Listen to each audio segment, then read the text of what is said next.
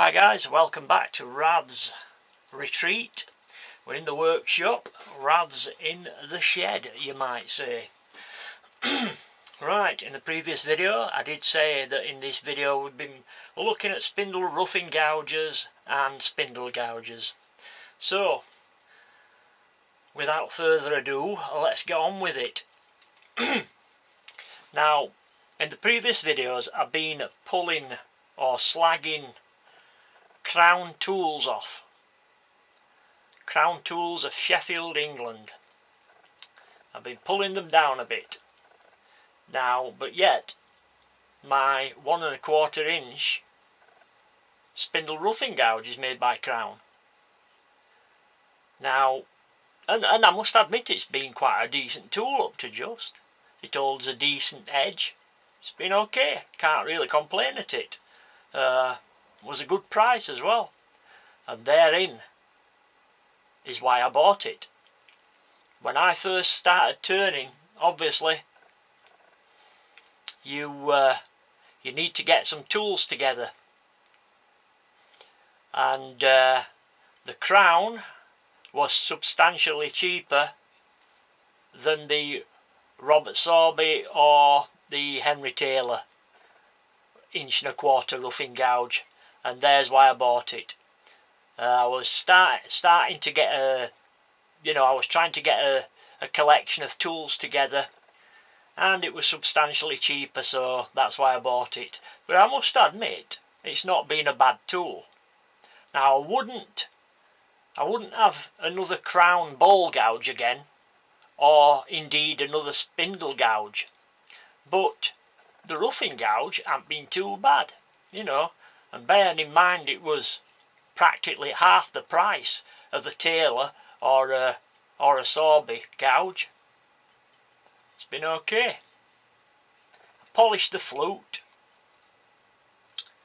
Now, most people tend to use their spindle roughing gouges, like so, addressing the wood like so. Let's say my life centre is the spindle, let's say. They use it like that.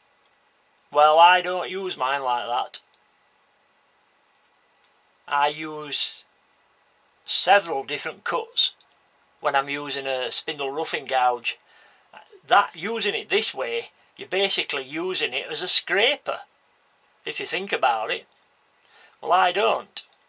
I address the wood like so, and I use a shearing cut. I should have really put some wood on the lathe and I could have showed you it. I use it in a shearing motion like so. And also another cut I use as well, I'll use the wings as a shear scraping action. Sounds daft, sounds ridiculous. You're using a spindle roughing gouge as a shear scraper, but it works. I use it in several different ways, and you can get an excellent finish just, straight off your spindle roughing gouge. Literally, I can get a finish on certain woods using a spindle roughing gouge that basically don't need sanding. It's that good. So it's surprising what you can do with them. I did spot this in my local Robert Sorby stockist last year. Now this, it looks similar, looks like a spindle roughing gouge, but it isn't. It's actually a very large continental spindle gouge. But it can be used as a spindle roughing gouge. And again, it can be used in several different ways, like so, and for somebody who's learning wood turning, it does have one advantage. The wings are ground back from the cutting edge. Can you see? If you can see, so you haven't got these wings close to the wood. If you're trying to get a child to wood turn, could be a little bit safer. Maybe. I'm not saying it is, but it could be. Because the wings aren't as close to the wood. It's less liable to come into contact that wing and get a catch. Right, I'll just bob this one down without dropping it. As I say, I do tend to use the 3/4, the 1.25 inch. Here's the I do have 3/4 inch one, of course. Sometimes I do have to reach for it, but generally I use 1.25 inch. There's just something about it, you know, that larger tool, being able to grip it. You've got more wing to use as well. Like I said, I can use the tool in several different ways. I just get on better with the larger tool. Now, I do have several 3/4 inch ones, well, 2 actually, and I don't know why, because nine times out of 10 I reach for the 1.25 inch one. In fact, 98% of my spindle roughing is done with the 1.25 inch. It's very few times do I reach for the 3/4 inch, but yet I went and bought this, a Robert Sorby Sovereign 3/4 inch. Why I bought it, I don't know. I must have got gold fever, I think.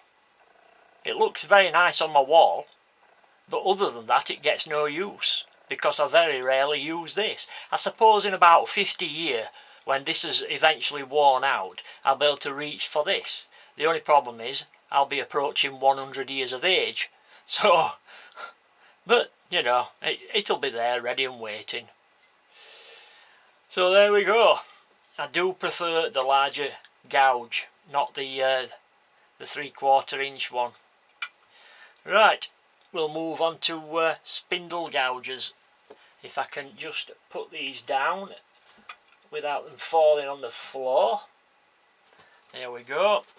Spindle gouges. Again, Robert Sorby Sovereign ones.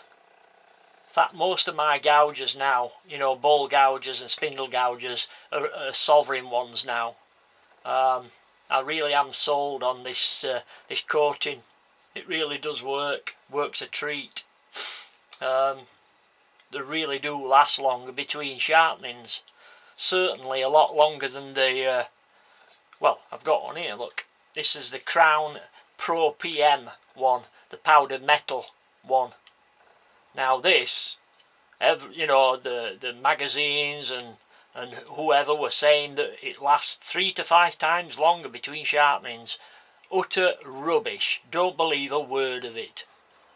I've had these now for over 18 months, both of them. And the Robert Sorby Gold one lasts longer than the Crown Pro PM one. But yet, the Robert Sorby Gold one is cheaper. Okay, the Crown PM one is dearer, but it doesn't last as long as the Robert Sorby Gold. Don't look as nice either, you've got to admit. But I do use the Crown one. I mean, don't get me wrong, I do use it. If I'm trying a new grind, I'll generally put it on the Crown Pro PM one and try it. For the simple reason, I like using these, and I don't want to wear them away. You know, if the grind is not very good, and I need to get shut of it, you know, and grind that metal off, so what? It's on a gouge that I'm not particularly bothered about anyway. That's what I use. You know, if I've got a new grind to try, it gets put on the Crown first. If I like that grind, then I'll then transfer it onto the Robert Sorby Sovereign ones. But yeah, the gold ones do last longer. Sounds stupid. They're cheaper, but yet they last longer. I wasn't impressed with the Crown Pro PM at all. At all. It's same with they do a cryonically treated one as well. Cryogenic one. And it's rubbish. It lasts no longer than standard high-speed steel. Than M2, standard M2 high-speed steel. Lasts no longer. Right, as I said, the handle on this, by the way, is African walnut. Beautiful timber. Very lightweight timber, but very strong. Got some lovely looking timber as well. Very nice. Nice brass ferrule on. And then the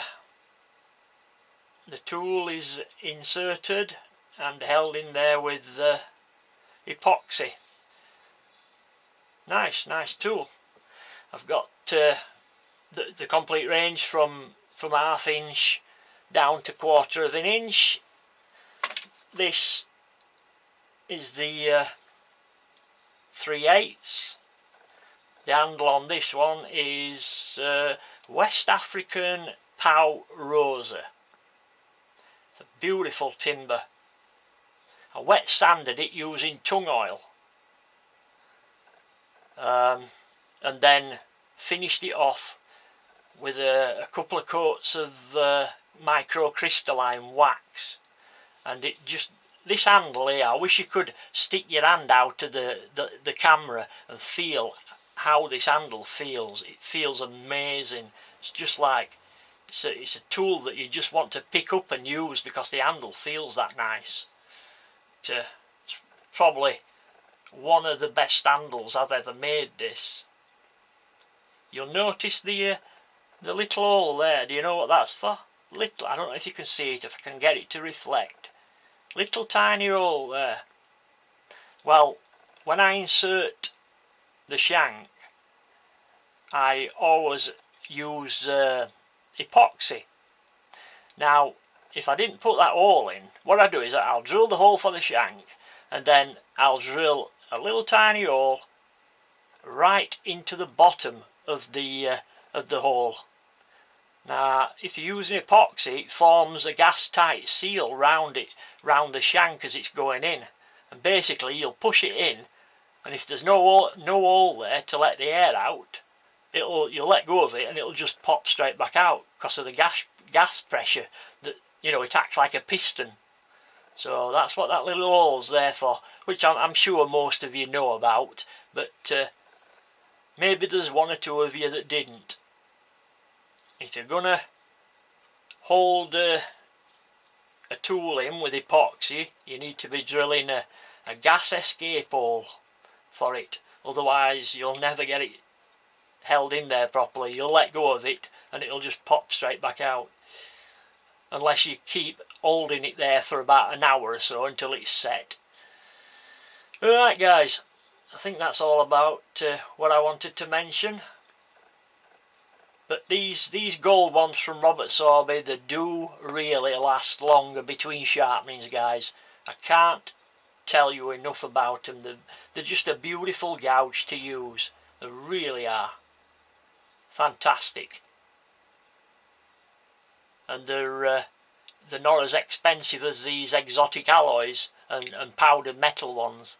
They really are a good buy.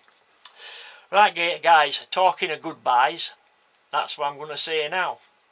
I'll end this video here, and I'll catch you on the next one, which is probably going to be tomorrow for me. It's getting a bit late now. I need to be heading on in to the house, so I'll probably make some more videos tomorrow and upload them.